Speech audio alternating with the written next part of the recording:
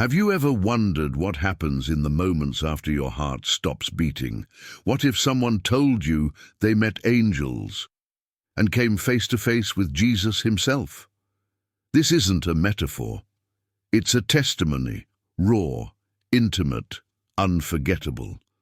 And by the end of this video, you may never look at death the same way again. I was 49 years old when it happened. A Thursday afternoon in early spring, quiet, uneventful, just me alone in my house outside Spokane, Washington. I remember looking out the window, watching the wind ripple through the pine trees. The world felt heavy that day, but I couldn't say why. And then out of nowhere, the pain came. It wasn't the kind of discomfort you try to shrug off. No, it was sharp, like a steel rod driving through the center of my chest. I staggered back, clutching my shirt, heart pounding, and an awful thought struck me. I'm alone. There's no one here. No one to help. I made my way to the kitchen table and sat down, breathing hard, trying to stay calm. But the pressure kept building. Every second was heavier than the last. The silence of the house made it worse. That kind of silence feels like it's waiting for something final. And then I heard a voice, loud, commanding, but also strangely gentle. It said, "You are going to die, but I still have things for you to do." I froze.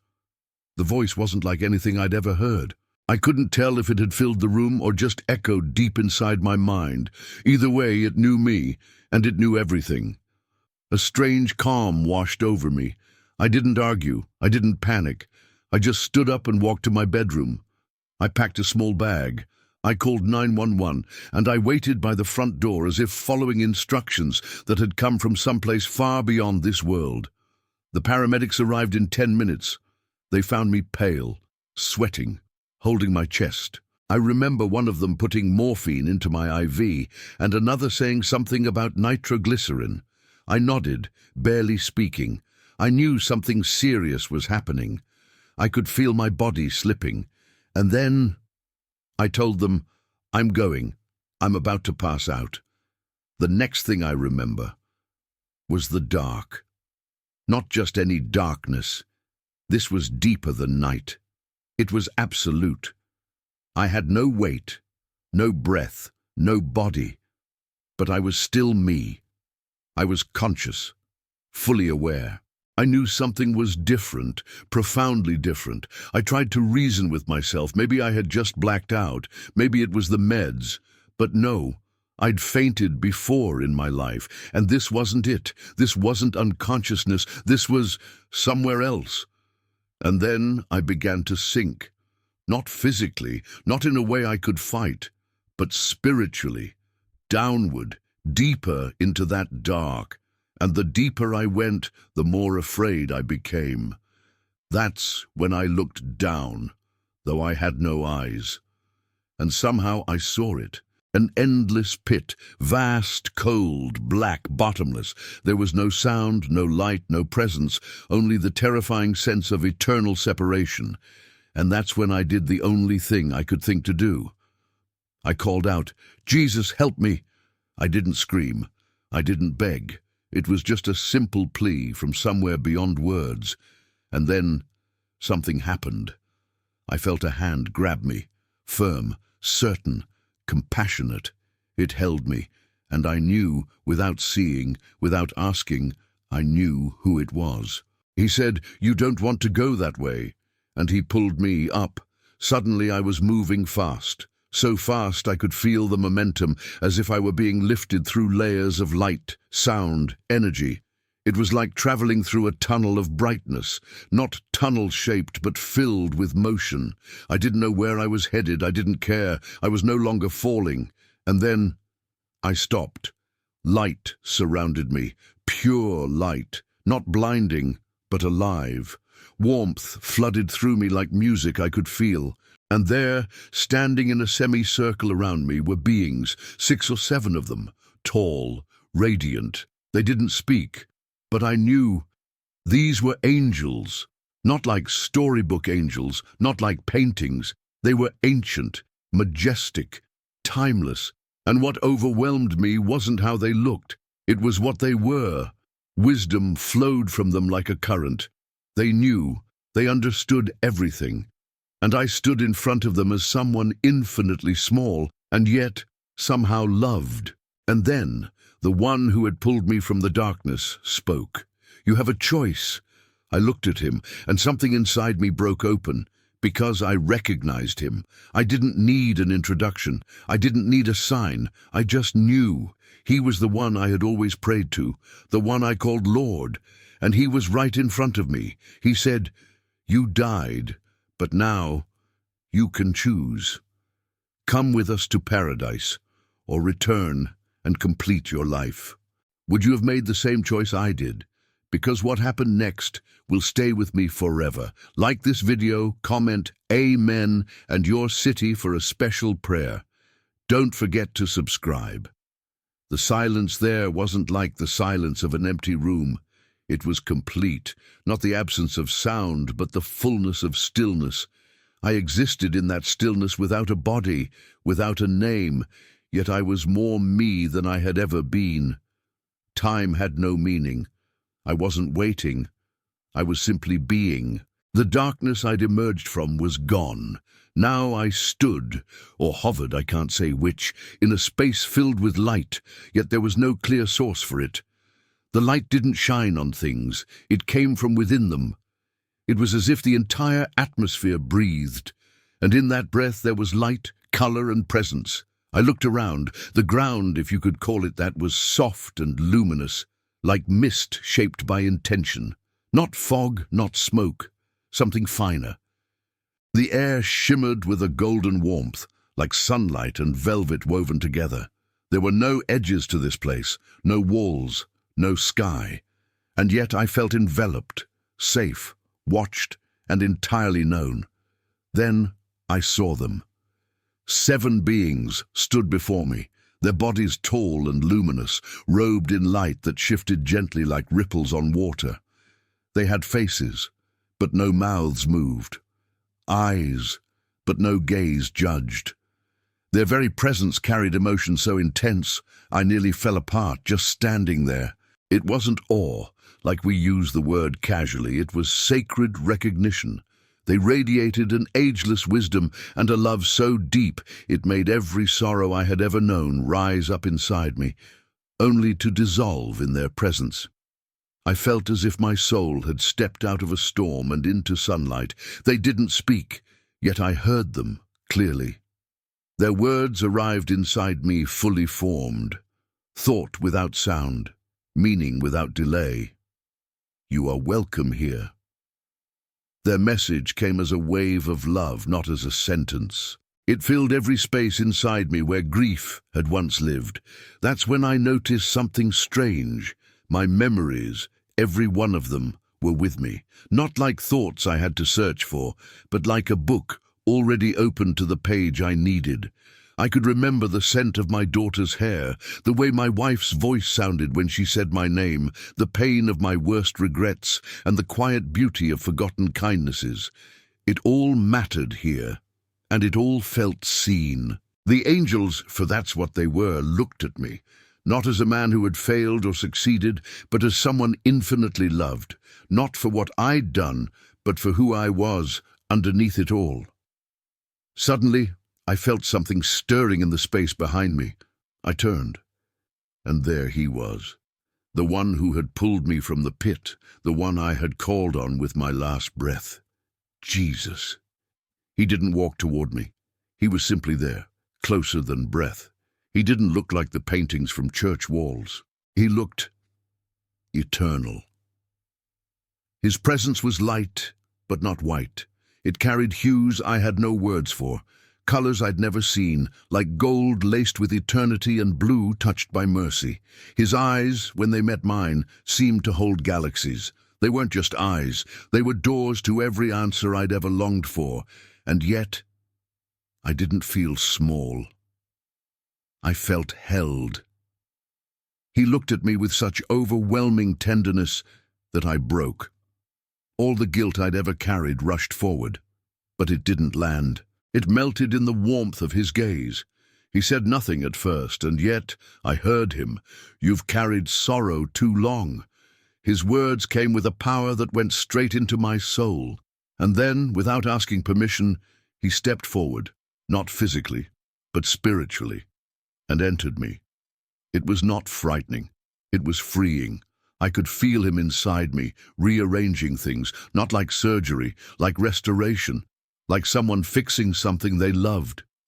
I felt old wounds being lifted. I felt sorrow, deep, silent sorrow I hadn't even acknowledged, being gently pulled away like smoke disappearing into sunlight. If you've ever felt a deep, spiritual moment in your life, tell me about it in the comments. And then came the light. Not outside of me, through me. His thoughts entered mine, not like echoes, but like fireflies bursting all at once. I could sense what he knew. Not completely, no one could bear that. But I tasted it. And it changed everything. He knew everything, every person, every timeline, every outcome.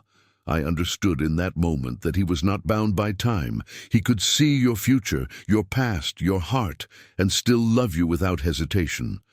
I wanted to weep, but there were no tears, just the sensation of release, of being understood beyond all language. When he stepped back, I was not the same, and then he said, "Before you choose, there is something I must show you."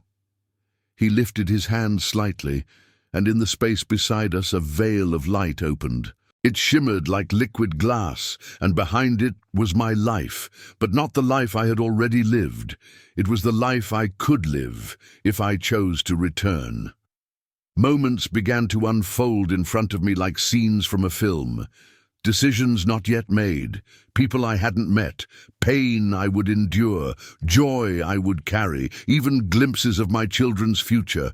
All of it was real, all of it possible, and it was waiting on my choice. That was when he looked at me with quiet gravity. "This is not just your story, it is mine too, because I live in every life you touch." I didn't know how to answer. I only knew one thing. This was holy ground, and the choice I was about to make would change everything. I stood still, suspended in that sacred space, watching my future play out like waves breaking on the shore, each moment crashing forward with meaning. The veil shimmered, alive, and behind it were glimpses of a life not yet lived, yet deeply familiar. It wasn't just a vision. It was a knowing. A preview granted not to satisfy curiosity, but to prepare my soul for the weight of returning. I saw my children, older, stronger. I saw my daughter in her wheelchair laughing in a way I hadn't seen in years. I saw people I didn't recognize, strangers whose paths I would cross, whose lives I would influence, even in small, unnoticed ways. A hand on a shoulder, a word spoken in passing, a prayer whispered in silence. And I saw pain too, hospitals, grief, long nights where the light felt too far away. I saw myself on my knees, not from weakness, but from surrender. There were moments of loss I didn't want to face again, but in the middle of it all, there was a thread of light running through everything, a presence, constant and patient, walking beside me in every frame. He stood next to me silently, watching what I watched. And though he said nothing, I could feel his heartbeat within mine. It was steady, eternal. And it told me one thing: you are not alone. As the final scenes faded from the veil, I looked at him. My voice trembled, not from fear, but from awe. "I don't know if I'm strong enough," I said. His response was immediate, not as sound but as truth pouring into my core. "You were never meant to be strong alone. I will be with you in every breath." And I believed him. Not because I wanted to, but because every fiber of my soul knew he had never left me, not even once. Even in the darkest hours of my earthly life, he had been there, hidden in the background, weaving purpose through pain, meaning through silence. I turned to the circle of angels, their forms still bathed in a light that shimmered like sunlight on a still lake. Their eyes met mine with infinite compassion, as if they understood the battle inside me. And without speaking, they nodded. The choice was mine, but they already knew what I would decide. I looked back at Jesus. "I want to go back," I whispered, "not because I want to leave here, but because I'm not finished. I still have work to do." He didn't smile. He simply understood. Then he turned to the others and said, "Check the vessel." One of the angels, taller than the rest, cloaked in golden light, took flight with a grace so effortless it seemed like time bent to let him pass. In an instant, I could see it. My body, lying still in the ambulance, tubes and wires, pale skin, an EMT holding the paddles of a defibrillator, preparing to shock my heart. The angel hovered above the scene, his presence unnoticed by the living. But I could feel his intent, his careful inspection, not of flesh, but of alignment, of readiness. He was ensuring that my return would not be in vain. Then he nodded. "The vessel is ready." And just like that, the air shifted. Jesus turned toward me, and his face carried both solemnity and gentleness. "Before you return, there is something more." He stepped forward and lifted his hand again. This time, what appeared wasn't a vision of my life, it was a mirror, but not a mirror made of glass. It was as if the very air had become reflective, alive with memory and meaning.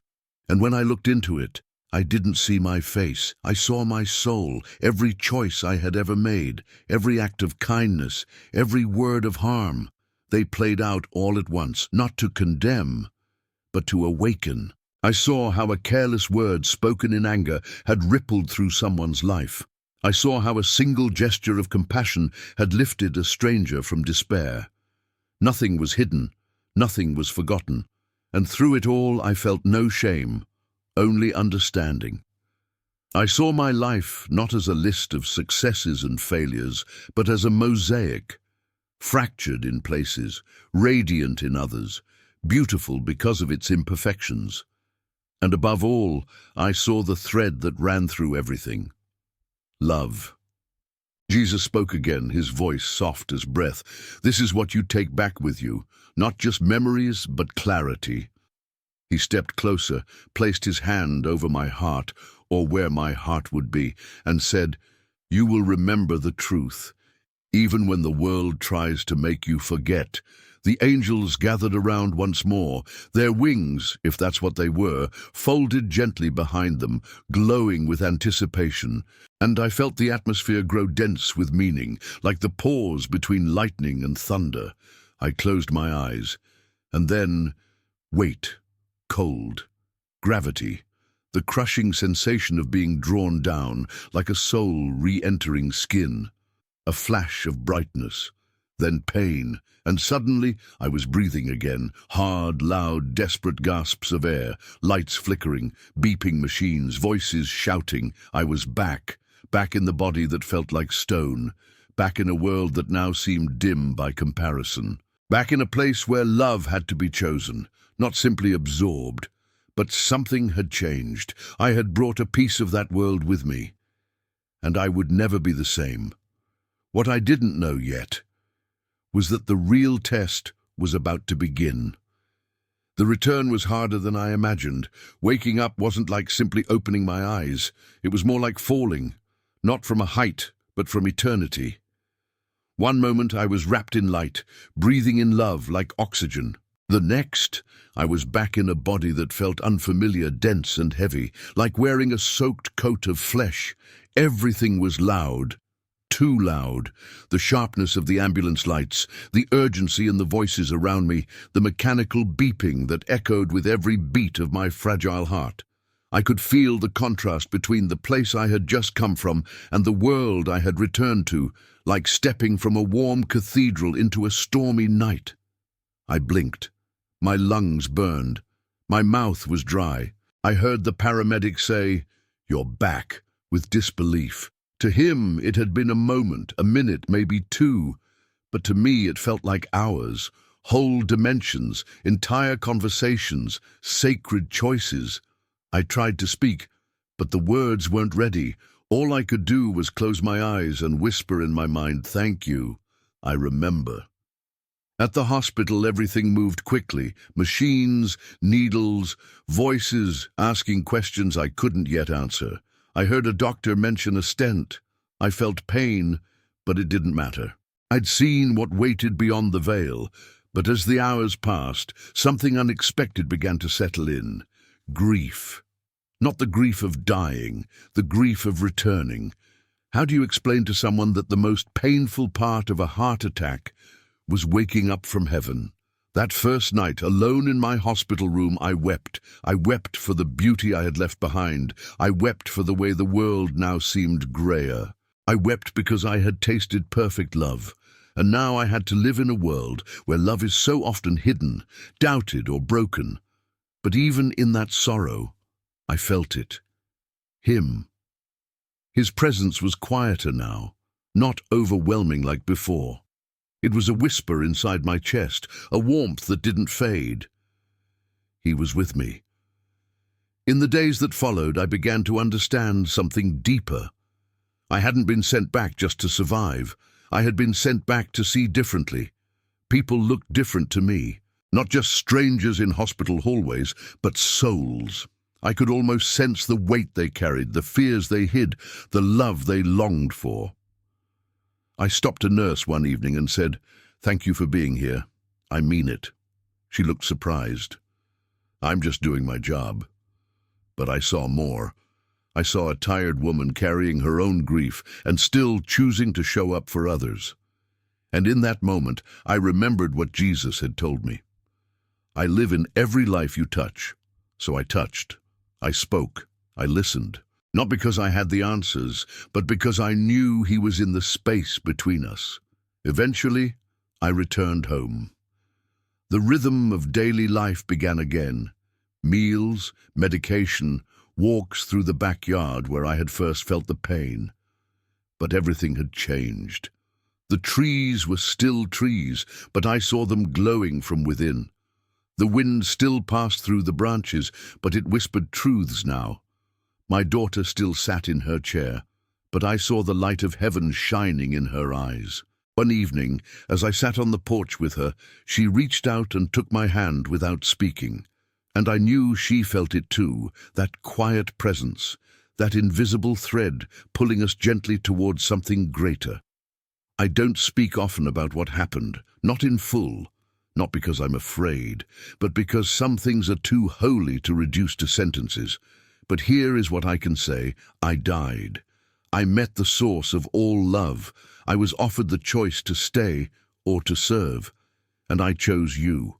I chose to return, to walk again through the mess and wonder of this world, so I could remind someone, maybe you, that heaven is real, love is alive, and you are not forgotten. So if you're reading this, hear me. You were created with purpose. You are seen by the one who shaped you, and no matter how far you've fallen, his hand can still reach you. I've felt it. I've lived it. I've come back to tell you. And even now, when nights grow long and fear creeps in, I close my eyes, and I remember the light. It's waiting. He's waiting. And one day, when the time is right, you'll be home too.